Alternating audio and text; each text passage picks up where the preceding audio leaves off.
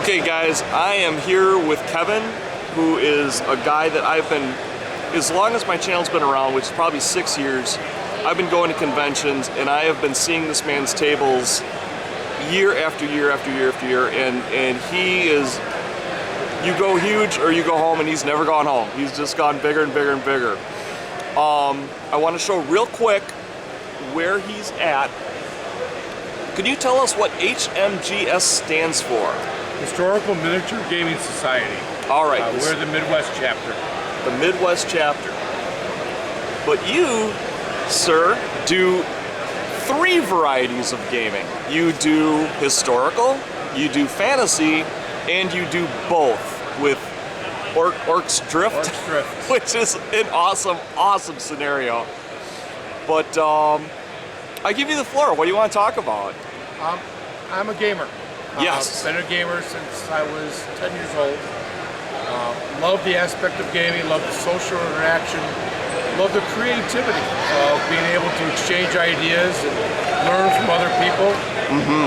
Shared like interests about history, the human condition, so to speak. Yup. A lot of people learn this from gaming. I learned this from gaming over the years, and my way of giving back is to run top quality, attractive, fun events at conventions. Absolutely. I take a lot of time. Usually for historical research alone, I put in 40 to 50 hours. It's a little obsessive. Wow. Down to the exact unit organization, or maybe the exact banner and emblem a unit may have. In your game books, and we'll go over these, he actually has the proper military, I've seen military pamphlets that show like proper breakdown for regiments and stuff. He has all that in his books. It is so authentic. A lot of that, you need to pass this on to the players. When a player comes to an event, to a game, they're not only looking to be entertained, but they're looking to learn. And by learning where we were, where we are, we're going to find out where we're going to go. And if we can fully understand that information and accept it and channel it, you'll be a better person for it. Lessons learned, yeah, absolutely. We learn from our history. Yep. But gaming's not all about that. A good GM needs to be prepared, and a good game is like a good meal. A lot of it's in the presentation. If you can draw people in with the presentation, you can hook them with the playability and the historical aspect of it. Absolutely. And do you have a preference of type of game you like to run? It's a split down the middle. 20mm Lord of the Rings. Big Lord of the Rings fan. Not just the movies, but First Age, Second Age, Kingdom of Arnor. Going more into the history of it. Middle Earth was a medieval society. You can game it as a medieval society. Throw in some magic, throw in some beasts, and you've got it.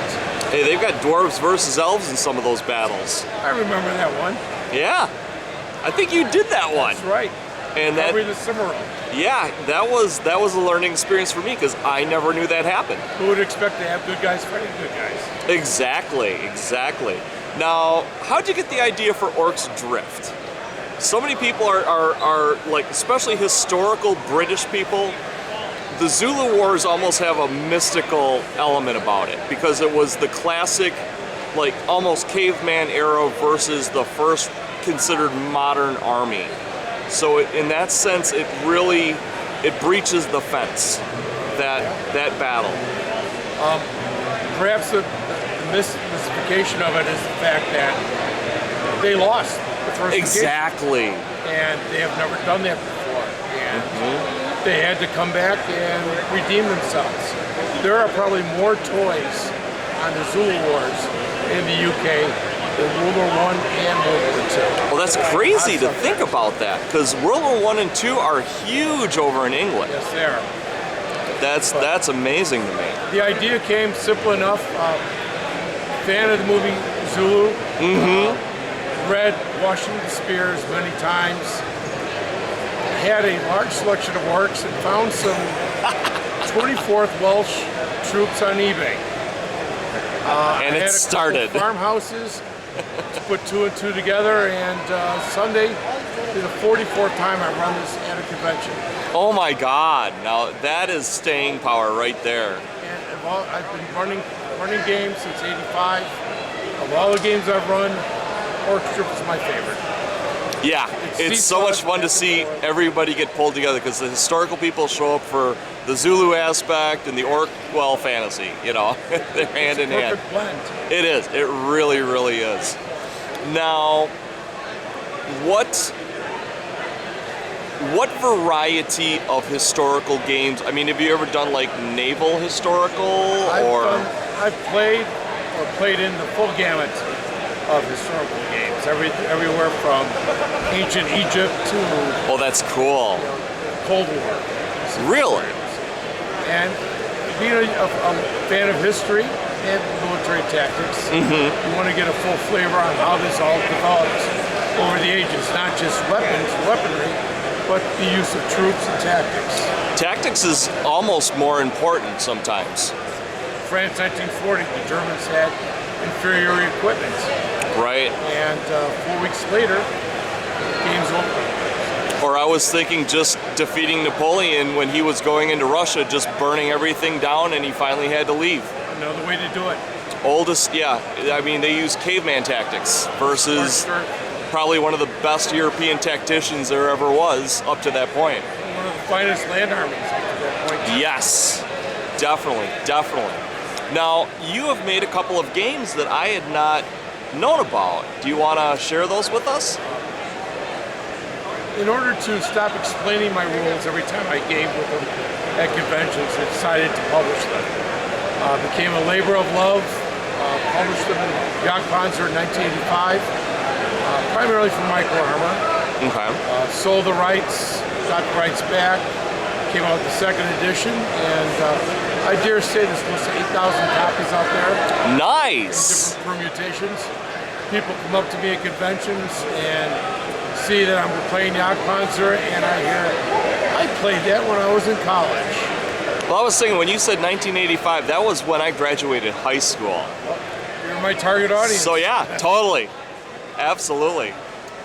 Did a couple others, Sandal and Blood, in conjunction with Marty Fedlin. By being a game designer or developer, you get a better feel on how the games flow, and it makes you a better GM. Absolutely. You know what you want to focus in on and what you don't want to focus in on. You don't ever want to sacrifice realism, but there is some give and take for playability and accommodations. Are you designing anything at present? I wish I could. Wife won't let you, I bet. No, she is one of the few that encourages it. The time is a factor. Oh, it is. It is. Where you put your focus. Do I paint tanks? Do I build more terrain? Do I design the next scenario? With the amount of information that's available on the internet, it's just so much greater than it was 30 years ago. Isn't it crazy how it exploded? I could revamp my work and it would be out of date the next week.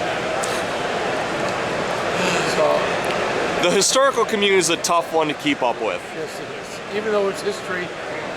They're very demanding onto themselves. Yeah. We are perfectionists. Without a doubt. Without any doubt. Man. Who do you draw inspiration from? Well, we actually talked about the sail Festival of Seamen. Yeah, tell us a little bit about them and how they've inspired you. Going to a convention is, in addition to being a GM, is also a learning experience. You learn from people of all over the place. Fistful of Seamen, that group is just outstanding. They are. I feel we're kindred souls. I have not evolved to their level yet. Yeah, we all aspire to their level. Yeah. But it just shows you what, the passion that drives it. Oh, I know. I know. None of us are really getting paid for this. No, this is all labor of love right here. Labor of love and self-satisfaction. Yeah, And I think it's the players' faces what clinches it. When you know you've really connected with another player and kind of sparked their interest, that's what does it for me. Seeing somebody happy. And you start to develop a following. Absolutely, yeah. People come up, I played in your game 2 years ago, and it was great, and they can go in depth and detail. And they'll remember things that you forgot. Exactly. Yeah, And like, next word out of their mouth, when's your next game? gotta love that. Yeah. You know you're doing it right. You know what? That is the best note I can leave this on, because, I mean, that's what it's all about. Getting that next game on the table. You are an amazing man. Thank you so much for what you've done for our community. No, I appreciate it. Not a problem.